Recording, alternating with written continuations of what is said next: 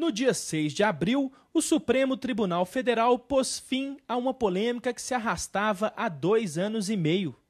Os ministros decidiram que o piso salarial dos professores da rede pública passa a ser o vencimento básico. Isso significa que o valor atual definido pelo Ministério da Educação, de R$ 1.187, é o salário inicial da profissão e as gratificações devem ser pagas à parte. O desafio agora é fazer com que governos estaduais e municipais cumpram o piso, criado em 2008 para tentar enfrentar um dos principais problemas da carreira docente, a baixa remuneração. E nossa convidada é Beatriz Cerqueira, coordenadora geral do Sindiúti, o Sindicato dos Trabalhadores em Educação de Minas Gerais. Olá, Beatriz, tudo bem? Tudo bem. Beatriz, qual o balanço que você faz desses 3 anos do piso salarial nacional? Bom, o piso é uma reivindicação histórica da nossa categoria. É importante a gente refletir que toda categoria profissional tem a sua identidade exatamente quando ela tem um piso, que é aquela referência salarial. Então, nós termos conquistado isso em 2008 foi um avanço muito importante, que se completa agora pela decisão do STF de considerar que a composição do piso é exclusivamente com vencimento básico. Agora, os estados e municípios, de uma forma geral, estão cumprindo o piso? Agora começa uma nova etapa na luta da educação pública no país inteiro, né? Antes, até que o STF pudesse resolver essa questão, os estados e municípios compunham o piso do total da remuneração. Qual é o problema disso? A descaracterização da carreira, que é outro elemento de identidade profissional. Além de um piso, é necessário que cada profissional tenha uma política de carreira. Quando o STF dizia que o piso pode ser tudo, então você descaracteriza o que é vencimento básico, o que corresponde às vantagens, gratificações decorrentes da carreira. Com essa decisão, não. Agora, o piso é vencimento básico, excluído dele as gratificações, vantagens, o que cada servidor, o que cada profissional adquiriu individualmente. Isso é muito importante porque traz de volta uma política de valorização da carreira. O vencimento básico é aquele inicial, o piso é para nível médio de escolaridade e, em decorrência disso, se você tem nível superior de escolaridade, pós-graduação e o tempo de serviço que você tenha, você vai ter a sua valorização correspondente. Certo. Beatriz, eu estava lendo um estudo que diz que a primeira lei que trata de um piso nacional para os docentes é de 1827, que também não foi cumprida.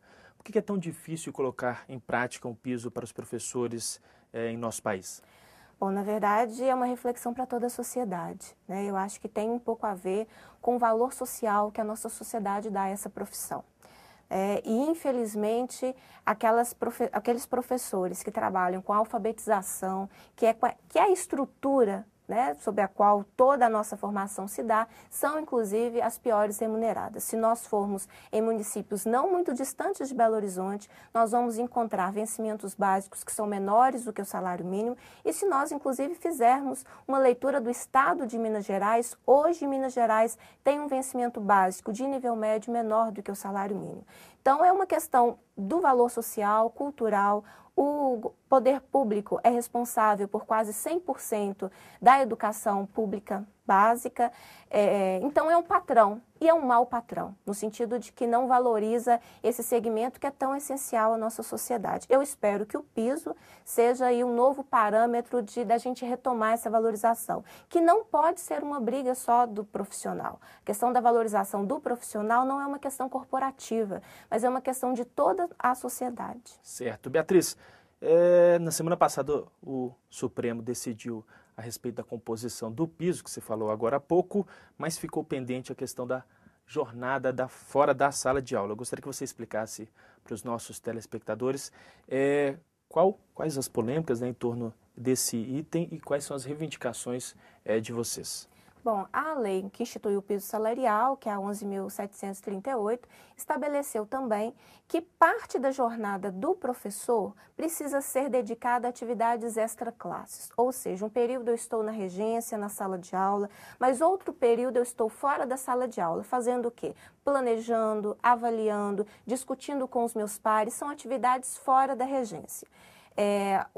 a lei estabelece que no máximo 2/3 da minha jornada é de regência, então, portanto, no mínimo 1/3 da minha jornada de trabalho é fora da regência. É essa questão que ainda está pendente no STF para ser julgada. A perspectiva é no final de abril, início de maio. E ela é importante para a gente, porque o professor ele precisa ter o seu tempo de organização, de elaboração, de discussão com seus pares, né? A responsabilidade da educação daquela turma não é compartimentado por cada disciplina. Cada professor é responsável e o grupo é responsável pela formação daquela turma. Então, é necessário esse encontro, é necessário um momento fora da regência. Então, é a nossa próxima briga, que se mantenha, como está na lei, até 2/3 da jornada de regência e, no mínimo, 1/3 da jornada para atividades fora da regência. Beatriz, eu vou convidá-la para assistirmos a uma reportagem feita pela nossa equipe sobre esse assunto. Vamos lá? Engenheiros, médicos, jornalistas, quantos talentos podem ser revelados em uma sala de aula? Nesse processo de aprendizado, formação e descobertas, o professor é essencial. A falta de valorização da profissão docente tem resultado no desinteresse pela carreira. Nos últimos 4 anos, caiu 20% a taxa de formandos em cursos de licenciatura, o que explica a falta de professores para lecionar nos ensinos fundamental e médio. Hoje, a procura dos estudantes por cursos de graduação é muito baixa, né? Haja vista que ninguém está querendo ser professor, porque a profissão ainda é desvalorizada. Então, é importante que a sociedade compreenda a nossa luta pela valorização da profissão, porque a educação é fundamental para o desenvolvimento do país.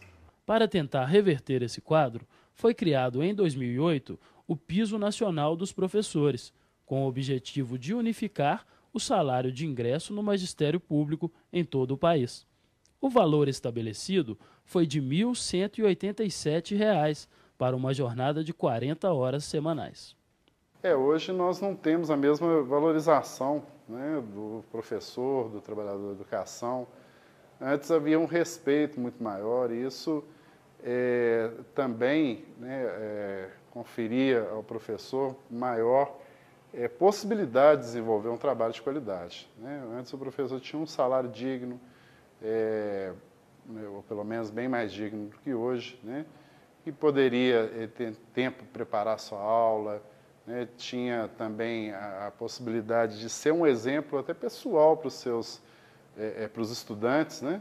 Para o Simprominas, o cumprimento de um piso nacional pode ajudar a valorizar os professores e elevar os salários. A luta não é somente para definir o piso, é para que ele definitivamente seja aplicado e que a gente possa, a partir do estabelecimento desse piso mínimo, começar a discutir um plano de carreira, um plano de cargo e salário, que possa criar as condições da evolução da carreira dos professores e agregar, tanto na forma vertical, a formação, mestrado, doutorado, como na forma horizontal, os quinquênios e outras possibilidades de avanço na carreira. Beatriz, o valor do piso também tem gerado polêmica, não é? Porque o MEC, Ministério da Educação, reajustou o valor para R$ 1.187, mas segundo vocês, esse valor seria de R$ 1.597. Qual que é a base de cálculo que o Ministério da Educação tem usado e que vocês também estão defendendo? Bom, na verdade, a base de cálculo está prevista na própria lei que estabeleceu o piso, que é o custo aluno. Então, se nós pegarmos o valor inicial do piso em 2008, que era de R$ 950, e for fazendo o reajuste, utilizando o custo aluno, que anualmente é estabelecido o índice, nós vamos chegar a 1.597. O que aconteceu nesse meio do caminho foi que o MEC, de 2008 para 2009, em função, ele alegando a questão da crise mundial, fez puxou o reajuste para menos do que deveria ser o custo aluno. É isso que tem dado a diferença. Na verdade, eu acho que o Ministério da Educação hoje tem uma postura, na minha avaliação, omissa na perspectiva da implementação do piso, né? Se pensa aí num sistema articulado de educação, o MEC recentemente discutiu a questão de concurso nacional de professores, mas não vai adiantar discutir concurso nacional se daqui a pouco nem pessoas querendo ser professores nós teremos no país. Então é necessário que agora ele articule com estados e municípios os mecanismos para o cumprimento de uma lei que está em pleno vigor, declarada constitucional pelo STF.